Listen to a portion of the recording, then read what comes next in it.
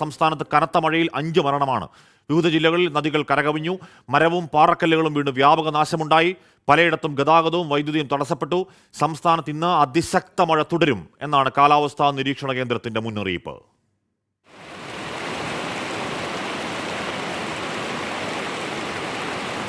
കനത്ത മഴയിൽ പാലക്കാട് കണ്ണമ്പ്രയിൽ വീടിന്റെ ചുവറിടിഞ്ഞു വീണ് അമ്മയും മകനുമാണ് മരിച്ചത്.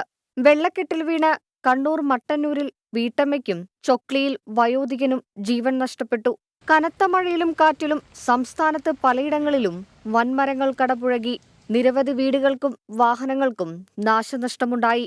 താഴ്ന്ന പ്രദേശങ്ങളടക്കം വെള്ളത്തിനടിയിലായി. കൃഷിനാശവും വ്യാപകം. കോഴിക്കോട് ഇരുവഞ്ഞിപ്പുഴയും ചെറുപുഴയുമടക്കം നദികൾ കരകവിഞ്ഞു. പെരിയാറിൽ ജലനിരപ്പുയർന്നതോടെ ആലുവ ശിവക്ഷേത്രം മുങ്ങി.